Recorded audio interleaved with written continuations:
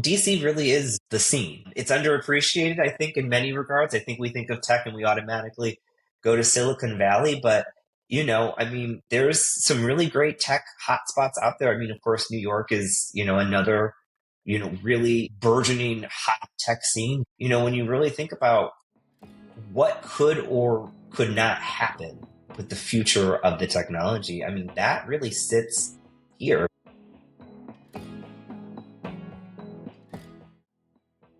Why does DC have a unique place in the responsible AI governance discussion? John Heflin Hopkins-Gillespie, Director of Product and Policy at Trustible AI, joins the show to discuss that question and more. In this episode of DC Decoded, I, Sam Lee, get to chat with John about what responsible AI governance really means, why the US is charting a more independent AI path compared to the rest of the world, and why DC should be considered a tech hotbed. Let's get going. Welcome back to DC Decoded, a Gen AI podcast where we break down what happens when artificial intelligence meets the nation's capital. I'm your host, Sam Lee, part of the Gen AI DC chapter. Today, we'll be talking with John Heflin Hopkins-Gillespie. John is currently the Director of Policy and Product Counsel at Trustible AI, advising the company on AI regulatory developments and overseeing legal compliance issues for the Trustible platform. Previously, he worked on cybersecurity incident response as an associate at Alston & Bird, and on privacy, data security, IP, and AI at Wilkinson Barker Knauer. John serves as co-president of the DC LGBTQ+ Bar Association and the executive committee Freedom Fund chair for the NAACP Alexandria Branch 7043. He was recognized by the Washington Business Journal as one of the 2024 LGBTQ+ business leaders and received his JD from Georgetown University and a Bachelor of Arts in Political Science from Marquette University. John, welcome to the show. Well, thanks, Sam. And I appreciate you getting through my name. I know it's quite a mouthful. No worries at all. So, John, how do you define artificial intelligence or AI? Yeah, well, I'll start off by saying if I knew exactly how to define it, I'd probably be a millionaire because isn't that like the million or billion dollar question? So, I think the best analogy that I can give on a definition is Supreme Court Justice Stewart, when asked to define obscenity in the context of pornography, said, "I know it when I see it." And funny enough, I was telling my husband, that was the answer I was going to give because, in the space, I think it resonates with a lot of people. And he very smartly said to me, "But it's artificial intelligence. You don't see it." And I was like, well, yes, that's true. You don't literally see the machines at work. It's more of a figurative analogy. But I think the real meaning, behind I know it when I see it, and I think the phrase is apt when describing it, because if you really talk to, different personas, industry, academia, policymakers, if you're talking to different personas, you really are going to get a wide range of answers of what exactly AI is. And so I think we've kind of coalesced around using the term interoperably with algorithms and predictive systems and automated decision-making systems and machine learning. And, there's an umbrella of different functions and features and tools that fall within the scope of, artificial intelligence. But I think if we're really trying to understand what it is, we have to be really precise in understanding, what is the task that we're trying to accomplish. And going from there, we can figure out what exactly we should be using in terms of terminology. So it's a question that I think everyone is struggling with. Again, I think you'll get different answers depending on who you ask. I think if lawmakers understood how to define AI, we'd be in a very different position. There is a federal definition of AI. There's a definition of artificial intelligence for the EU AI Act. NIST, uses a definition of AI that kind of coalesced between the federal it uses the federal definition, but it's also acknowledged other definitions from standards bodies and other nonprofit and intergovernmental organizations. But yeah, I think if we could answer that question, we could end this podcast now and go enjoy retirement. Right. So there's a lot to talk about, is what I'm hearing. Well, let's niche down a little bit, specifically with what you've been working on for the past several years now. How would you define responsible AI governance? How would you define that term? So here's how I think about it, right? And I've talked to a few people who've made this really apt analogy about, when cars came into society and they became widespread. And you think about it from, any kind of product or service development. For me, it's thinking through what are the risks, what are the benefits, and how do we do our best to minimize the risks while maximizing the benefits. So when we're thinking about responsible AI, we need to think about how is the system being applied, right? Is it being applied as a product? Is it being applied as a service? How are people interacting with it? And then, tease out what exactly are the risks that come from the intended use or the intended purpose of the system. And then, be intentional about the benefits. I think, we oftentimes get lost in the pitfalls of how these systems can detrimentally impact us. And we don't think enough about benefits. And at Trustible, we're trying to work on, weighing the risks of systems that enterprises are using and deploying with the benefits and helping to kind of realize, in both verbiage and dollar amounts, what that looks like. And when you're thinking about responsible AI development, it really is, to me, how can we minimize the risks and maximize the benefits? Right. Minimizing risks, maximizing benefits. Were these things you were already thinking about when you were a poli-sci major at Marquette? Were these things coming up during law school? When did you personally start feeling like this was something maybe worth pursuing as a career?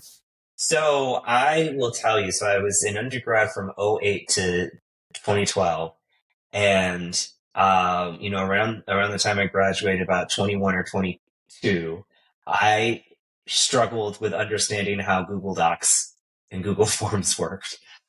So it's really kind of a sweet poetic justice moment that my career post law school is in emerging technology. But it really starts with when I graduated. I worked in politics. I worked two campaigns. Actually, I worked more than two campaigns, but I worked two big campaigns, and then I went and worked for the state government. I worked for Governor Terry McAuliffe when he was in office from 2013 to 2018, or 2014 to 2018. I'm sorry. And I was his personal aide body guy. For the DC folks that are listening to understand what that means. And one of his big initiatives when he was involved with the National Governors Association was cybersecurity and how do we build modern, resilient networks and infrastructure to secure taxpayer data. And, it was really shocking to me, having not really explored the topic much, to learn how antiquated and outdated these infrastructures or networks were, but how vital they were to people's lives. You're talking about people who are receiving benefits or healthcare or need government services, and these systems are just outdated and ripe for exploitation. And, so his initiative was trying to modernize the Virginia state networks, but also kind of rallying the troops when he was in charge of the National Governors Association to get other governors on board with, modernizing their networks. And it really got me thinking about, at the time I was trying to figure out what to do post administration. Virginia governors get one term. And I, decided at that point to go to law school, but I was thinking about, what would a good outcome be for me in law school and post law school? And so that was really where I got bitten by the bug when it came to emerging technologies and thinking about, the forefront of these issues, whether it's cyber, privacy, biometrics, AI, these are all the things of the future that are going to make life easier, more equitable, more accessible for people, but it comes with an enormous amount of risk. And for me, thinking about what would be a worthwhile legal career, that was what propelled me through law school is to focus on emerging technology issues. Georgetown has a wonderful curriculum. It's robust. So I gobbled up as many tech classes as I could. Worked my schedule. I worked during law school, so I worked my schedule. So if there was a class I really wanted to take, I could take it. Yeah. And that was really what pushed me in the direction. So when I came out of law school, I knew that wherever I was gonna land, firm, nonprofit, animal, mineral, vegetable, right? Wherever I was landing, this was the space I wanted to be in. And so that's just really guided my career, Right. before law school until now. Right. And for those who might not know, what is Trustible AI, the place you work at now as Director of Policy and Product Counsel? What is Trustible AI doing? So Trustible is a software for a service platform. And, what I love about our startup, it's a startup, and what I love about our mission is that, we're helping companies operationalize what can sometimes be the amorphous concept of AI governance. I think the term has become one of those buzz terms over the past year, 6 months or so, where, now there's a push here. We've got to have AI governance. But almost similar to what is AI? It's an apt question to ask, what is AI governance? And so, you know, our job at Trustable is to help automate and operationalize various frameworks, standards, whether it's regulatory, like the EU AI Act, whether it's guiding frameworks like NIST, whether it's policy positions or toolkits that are out there, like we see in Singapore, right? We're taking all of these different touch points and trying to put them into a platform. So when, our customers, our prospective customers are trying to wrap their heads around how do we understand where AI is being used in our organization? How do we understand the risks? How do we understand the benefits? How do we understand our corporate governance structures around AI? Trustable is there to fill those gaps and help accelerate AI adoption. What we're finding with our customers is when there are robust systems, procedures, policies in place, when you have components that make up, your AI governance, depending on your size and scale, what we're finding is, companies, orgs, they're more willing to adopt and deploy AI technologies internally, externally, because there's trust that's being built into their ecosystems around the tools. Our CEO calls us the TurboTax of AI governance, which I think is great because I think it really kind of helps analogize like what exactly we do. And it is, and we look at it through the lens of responsible AI. So I love that you asked, what do you think of when you think of responsible AI? Because, it's not just thinking through operationalizing AI governance. It's thinking about how can we be responsible with the design, the development, the deployment, the retirement of tools across an enterprise. Right. That makes a lot of sense. And for our listeners who might not know, can you just spell out what NIST stands for? Yeah, so NIST is the National Institute of Standards and Technology. It sits under the Department of Commerce. It is not a regulatory agency, a policy setting agency that while it does have standards in their name, they don't actually prescribe standards, but they do set out very, very good, very detailed policy guidance on emerging technology issues across so many different topics from cybersecurity to privacy to AI. Right. Okay. Good to know for anybody who might not know that.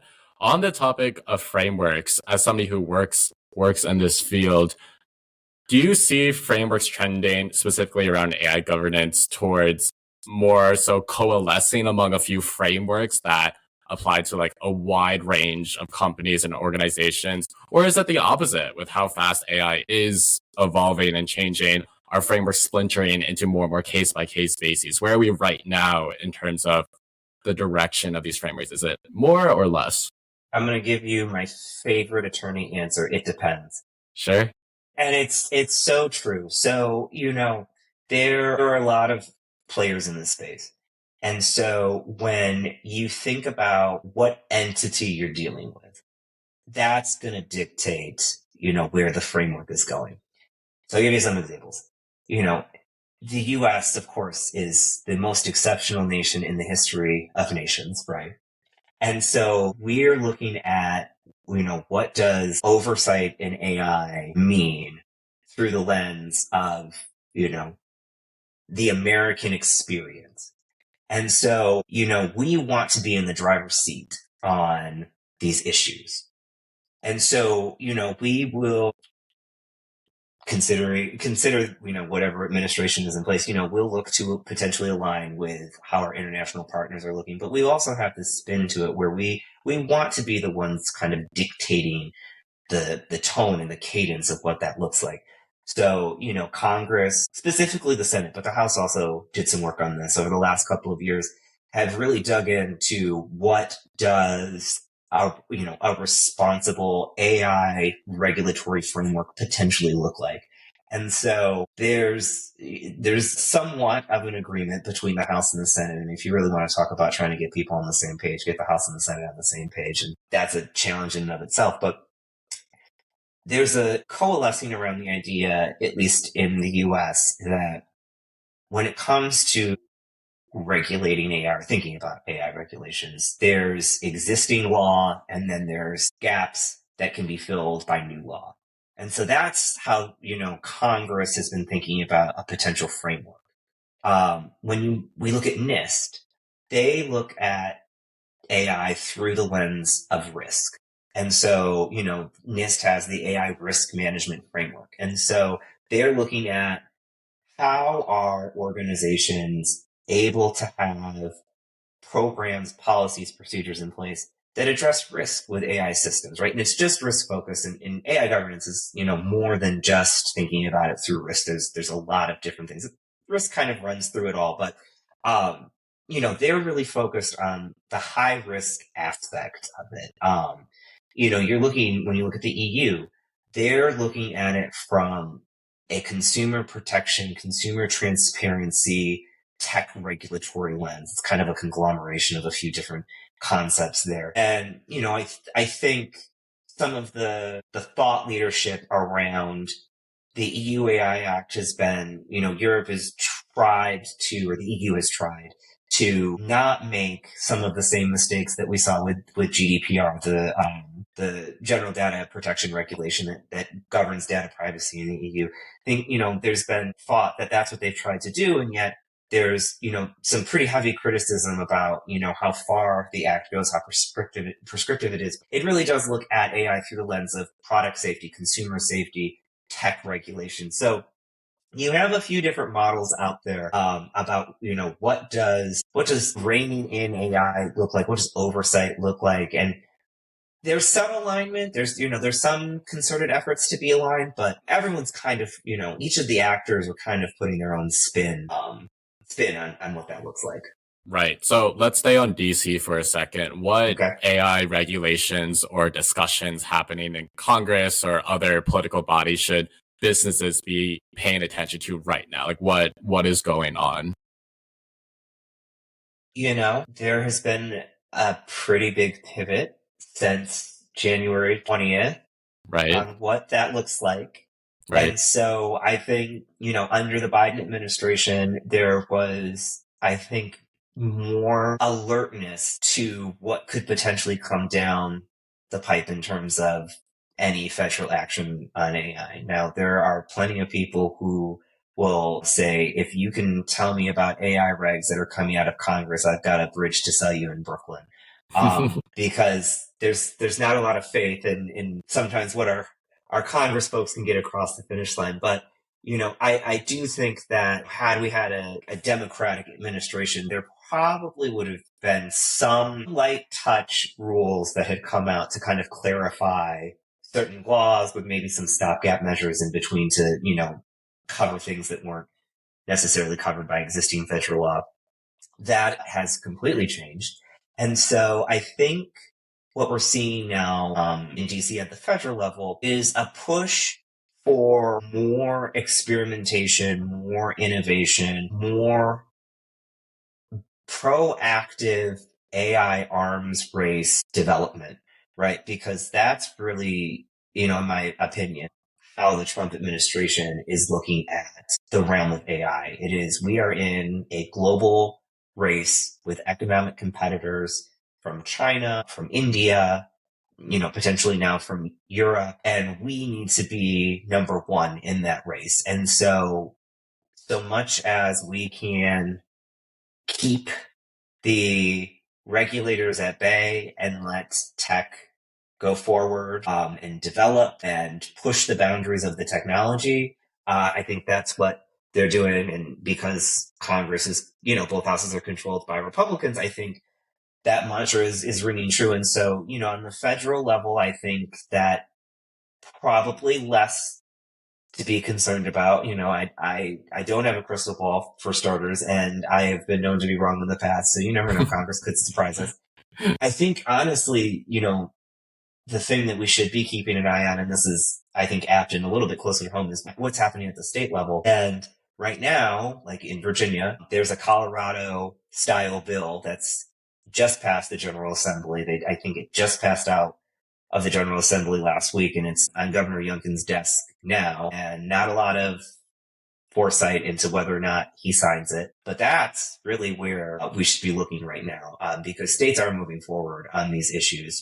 Colorado's passed their bill. Connecticut tried to pass a very similar style bill last year, and I think they're going to try to do it again. There's a consumer protection bill up in the New York State legislature. There's sector-specific pieces of legislation peppered across some states. I think New Mexico and Washington have some pretty big AI bills that they're looking at in their state legislature. So, they say all politics is local. And I think this is a really great example of how, we're seeing a message from the federal level about, what innovation looks like. And I think you're seeing at the state level, okay, well, we're going to be labs of democracy and experiment with some of these rules and see what works and what doesn't work. And I completely forgot this, but Texas is also trying to stake their claim on AI rules and has a bill in their legislature that it's a Republican sponsored bill. I'd be shocked if it doesn't make it across the finish line, because I think they're trying to be a leader in the space as well, and Right. they're trying to attract tech companies. So I think they're thinking about this too. But yeah, the state level, honestly, I know everybody in DC wants to know what's going on in DC, but really a lot of the action right now in the US is percolating at the state level. And what do you make of these state level bills? Like on average, what do you think these bills are getting right versus what could be concerning if implemented? So my chief concern is similar to what we've seen with cybersecurity and privacy, is that you once again get a patchwork of legislation, laws, where there's just enough difference between states that you have to have a completely separate process to deal with a component of a state law, right? And so what works in California, maybe 70% of it will work in Virginia, but there's like that 25% that's specific to the state of Virginia that you got to do. Or there's the 25% that's specific to the state of New York, and the Commonwealth of Virginia. Let me correct myself, the Commonwealth of Virginia. But there's the 25% that's unique to the state of New York, and you've got to figure that piece out. And so really that's where you start getting into some issues when it comes to what are we trying to do with the rules, right? Are we trying to be responsible with the ecosystem and help develop trust and safety for these products? Or is this becoming a check the box regulatory exercise that every state wants to put their unique spin on? And so that's really the pitfall. It's not which state's right, which state's wrong. It's really thinking about, is this the right approach to where we have, 50 states coming up with 50 different things? And, having seen it with, incident response work, I'll say it's messy. And, when you have a breach and you're talking about a multi-jurisdictional breach with multiple state laws involved, I think the people who are affected by the bad thing, in this case, a malicious actor doing something to someone's system, but, we take to the AI context, if something happens with the AI system, right? It's really the consumers and, the public that gets left behind in these things because, I'm sure you've gotten notices in the mail from whomever that something's happened, there's been an incident, and you get free credit monitoring, but people have kind of become numb to that. And so, when we're thinking about who is the intended audience? What do we want as outcomes? And how do we want this to work in a way that actually builds trust in the ecosystem? We really need to take a step back and think about is a 50 state or a 25 state or however many states decide to get into this game when it comes to AI, is that the right approach? And is it really doing a service to, the intended audience? Right. I want to close out this part of the discussion with a quick quote followed by a question. So as I was preparing for this episode, I found this Stephen Hawking quote, and with I think all famous figure quotes, it's 50% chance it was actually them who said it. But I think he wrote this one down in an article. So I feel more confident saying it was the Stephen Hawking. But before he passed, this was the mid-2010s, he stated that artificial intelligence is likely to be either the best or worst thing to happen to humanity. And the regulations, this is now outside the quote, AI regulations probably will just continue to be part of that conversation. So in your opinion, what is missing in today's AI regulations to ensure that it's more likely to be one of the better things to happen to humanity rather than the opposite? Yeah. So let me kind of take this at a higher level, and I'll tell you, it was really one of the reasons that I wanted to join Trustible, specifically, when I was going through the interview process. So, Trustible brands itself as a company that looks at AI through the lens of AI pragmatism. And, and I completely agree with that lens of thinking, right? Where there's obviously extremes on both sides where there's AI dystopia and there's AI utopia.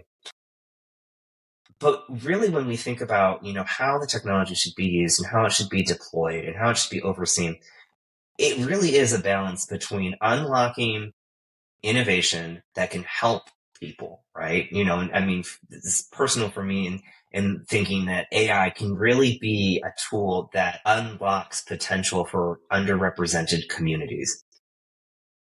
But at the same time, with anything, right? I mentioned, with cars, right? There needs to be common sense guardrails that are set up so that way, the tools, the technologies, the systems are, being put out into the public in a way that doesn't harm people, or if there is harm, it can be minimized or give people a recourse, to fix and right how they've been wronged, by these systems. And so, when I think about what rules and legislation can look like, the principle should really be what is common sense, right? When we get all of the stakeholders in the room, when we get industry in the room, we get academia in the room, and we have the ear of policymakers, how can we strike a good balance between good ideas? Because there's a lot of good ideas, among these different stakeholder groups. There's also a lot of bad ideas among these stakeholder groups. And so, when we get into rooms and we have these conversations, how can we kind of go for the Goldilocks of making sure that companies, and, I'm not really talking about the big players. I'm talking about, creating an ecosystem where the entry barriers are low enough that if you, Sam, have an idea for a tool that can improve people's credit scores, right? And, help them do that, or have a healthcare idea, right? You have the potential to get into the ecosystem without having to worry about cumbersome rules and regs and paperwork and filing. But at the same time, there's stability in the rules that exist. So when you enter the field, okay, my hands aren't going to be tied behind my back. But there's just some common sense things that are out there that I have to do to make sure that the idea that I have that could be the next big thing, isn't going to have, rippling negative consequences for, society, for certain communities. So, that's how I think about it is, it's not what's good, what's bad. It's what works, right? What works? Define the problem you're trying to solve, and then figure out what are some common sense rules that we can have to make that outcome possible. The last area I want to touch on is the more international perspective, especially as you bring up frameworks and stuff that the EU is doing, for example. So what is America's current relationship with the rest of the world on AI right now? And is it different from how we approach other more international issues like climate issues or defense spending, for example. Where are we at with the rest of the world on it? If this was a Facebook status, it's complicated would probably be the best way to describe it. So, nothing exists in a vacuum. And so just like all of our other geopolitical priorities, AI is influenced by a number of different things. And so on one hand, the US wants to be the leader, right? Like we want the technology made here. We want the chips made here.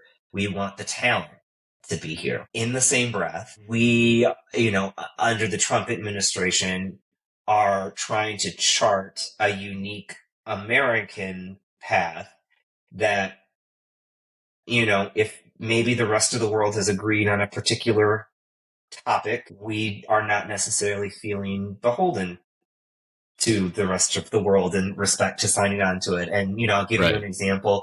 At the Paris AI Action Summit a couple of weeks ago, there was a joint declaration that was signed by every country that was participating except the US and the UK. And there were some language issues around it and, what was included and what was not included.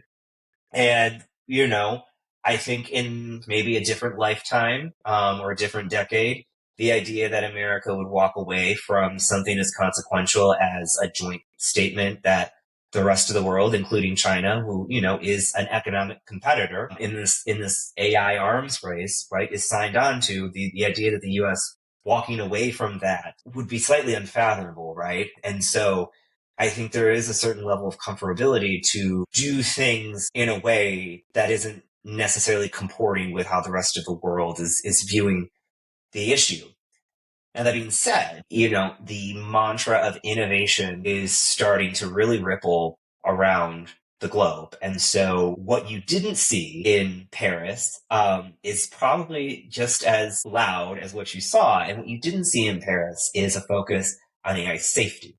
And that is at odds with where we were in the last global summit when the UK hosted it. And it was literally called the UK AI Safety Summit. And, Paris was the AI Action Summit. And so, France, Germany, Italy have voiced concerns over AI innovation in the EU for a number of years now, particularly around the negotiations with the EU AI Act. And, it would appear that those concerns are starting to win out when it comes to how the EU is thinking about, AI development, AI innovation, tech companies, because you're starting to see a pivot toward the same innovation focus that's happening here in the US. France wants to be a leader in this. And so, they want to be a player on the global stage when it comes to standards and the technology. They have Minstrel, but I think they want more. And so, they are putting up, I forgot the exact amount of euro in AI investment. They're putting it together with, a public-private partnership to invest more. But I mean, the EU writ large is also investing, I believe, like 100 million euro or something to that tune in AI as well. So, so much as America is kind of charting its own course, it is also kind of leading a pack in some way. And that is really pivoting toward AI innovation, tech innovation, deprioritizing some of the safety aspects of AI. And the next summit is, I think it's expected to be in India. I believe they're bidding for the next AI summit. And India has said they want to be a leader on this. They want to be an innovation hub as well. They want to, train and retain talent. And I would be really shocked if there's much emphasis on AI safety in the next summit, especially if India is holding it. The Modi government is been, very forthright on where they see themselves in this paradigm of AI development and, the AI ecosystem from a policy perspective. So yeah, it's complicated. It really is. And, what kind of looms over all of this, and I know I've been on a roll with this, so I'll end with this. What looms over all of this, of course, is the global competition between China and the US, right? Almost everything can be kind of viewed through that lens. It's, the biggest relationship on the planet. You think about the billions that go back and forth between these two economies when it comes to trade. And, whatever the US is doing, China's keeping a close eye on, and whatever China's doing, the US is keeping a close eye on. And, we saw what happened when DeepSeek was released, right? And the ripples that it had through, the US economy. And so, all the while that, we're thinking about this from like the US EU paradigm, we also have to think about it from what does this look like through, the US China paradigm, and how do these two countries kind of shape the debate and where they're shaping the debate? Because, China is playing in the global south, and that is, just historically a part of the world that we've been super great with when it comes to investment in the way that the Chinese government is. So, this could be a whole other podcast that we could talk For about, sure, for sure. breaking down these different priorities across, different international factions. But yeah, I will leave it at that with the thought bubble around the, US China relationship. Yeah, and that's what happens when you talk about AI increasingly. It touches on every other important issue in a way that I think few other topics do. Last question for you. What do you think makes the developments around AI in DC unique compared to other places? I guess with our conversation, both other places in the US, but also around the world. Yeah. So, when we think about the DC ecosystem, right? This is where decisions are being made, right? Or lack thereof decision. Not everything has to have an end, right? Like, Congress not doing something is just as impactful as Congress doing something. And at the end of the day, this is where the people who make decisions are. And so, I think back to the West Wing, and it's, talking about decisions are made by people who are in the room. And, this is where the decisions are made. So you want to be in the room, right? And so it's really in everyone's interest in the tech ecosystem and the AI ecosystem, regardless of size, scale, purpose, big tech company, tech nonprofit, civil rights advocacy groups, right? Like everyone has a vested interest to be in the room, helping to shape decisions or making the case for not doing anything at all. And so that's what I think makes DC unique. We've got great educational institutions, all around the DMV area. The center of political power is here. It's also the lawyer capital of the world. So, I mean, when you're thinking about how AI can be impacted and, how development can be impacted, that starts with, do we have rules in place? Do we have agencies that are going to enforce existing rules? Are we going to get guidance on how these rules apply or don't apply? Are there going to be court cases being filed and, the DC circuit, right? Like these are all things that happen here. So, there's a reason why all of the big tech companies have outlets here. There's a reason why the tech startup scene is blossoming in DC. People understand the value of being here with all of the talent, with the access to, political power that's here. DC really is the scene. It's underappreciated, I think, in many regards. I think we think of tech and we automatically go to Silicon Valley, but I mean, there's some really great tech hotspots out there. I mean, of course, New York is, another, really burgeoning hot tech scene. When you really think about what could or could not happen with the future of the technology, I mean, that really sits here because you have a major incident, lawmakers are going to react, right? They have constituents that may be impacted by these, negative consequences. And so, when bad things happen, lawmakers tend to sit up at attention and start doing something, which that's a debate for another day, is whether or not that should be the posture. But it tends to happen, right? And so, something bad happens where there's a major AI incident, right? Like that will grab the attention of these folks. And if you're not here and you're not in the room and you're not making your case, then your voice isn't going to be heard, right? So that's, for me, looking at why DC is important in the tech ecosystem, that's what I'm thinking about. I'm thinking about, the rules, the decision makers, the court cases, like that's here. Right. Right. Well, John, that was great. Thank you again for your time. I hope we're able to create the best AI regulations, both federal level and state level and abroad, just everywhere in general. Great. And I hope business continues to boom for Trustible. But thank you again for your time. Yeah, thanks a lot. This was a lot of fun. Thanks. That's a wrap for this episode of DC Decoded. I want to thank John again for his time. If you enjoyed this conversation, make sure to subscribe to DC Decoded on your favorite podcast platform, whether that's Substack, Spotify, Apple Podcasts, or YouTube. And if you found this discussion valuable, we'd love it if you left a rating or review. It helps others discover the show. For more on the DC chapter of the GenAI Collective, upcoming events, and ways to get involved, check out the links in the show description. If you're interested in collaborating, sponsoring, or just learning more, don't hesitate to reach out via the information in the show description.